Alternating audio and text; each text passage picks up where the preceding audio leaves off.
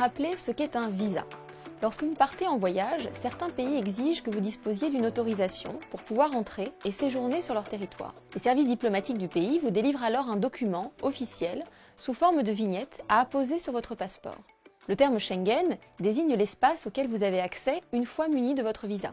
À la différence d'un visa classique, le visa Schengen permet à son détenteur d'entrer et de circuler librement au sein des 26 États de la zone, comprenant la plupart des États membres de l'Union européenne, à l'exception du Royaume-Uni, de l'Irlande, de la Roumanie, de la Bulgarie et de la Croatie, et ceux de l'Association européenne de libre-échange, Suisse, Norvège, Liechtenstein et Islande.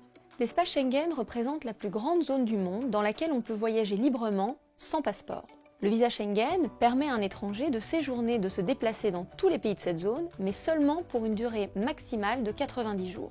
Dans quel but ? Un voyage touristique, professionnel, une visite à un proche, un événement culturel ou sportif, ou encore des raisons médicales. Tous ces motifs sont valables pourvu que la durée envisagée ne dépasse pas 3 mois. Les visas Schengen, qui donnent droit à des séjours de courte durée, sont régis par le droit européen. Un code européen des visas, adopté en 2009 et récemment révisé, fixe ainsi les procédures et conditions de délivrance applicables à ce type de visa.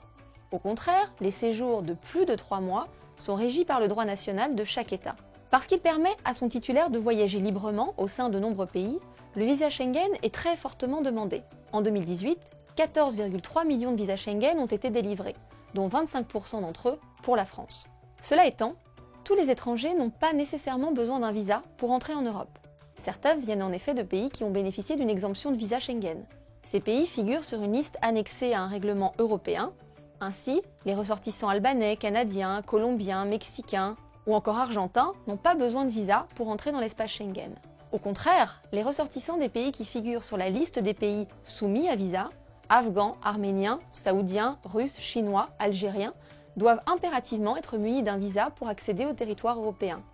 L'élaboration de ces listes se fait au cas par cas et sur base de plusieurs critères liés entre autres au risque d'immigration irrégulière. Certains de ces pays bénéficient toutefois, en vertu d'accords européens, de facilitation de délivrance de visas.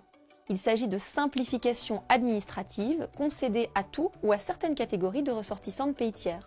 Ces accords s'accompagnent généralement de la négociation en parallèle d'accords de réadmission destinés à faciliter le retour, dans leur pays d'origine, des ressortissants en situation irrégulière. Contrairement à ce que l'on pourrait croire, la politique européenne des visas comporte une véritable dimension stratégique.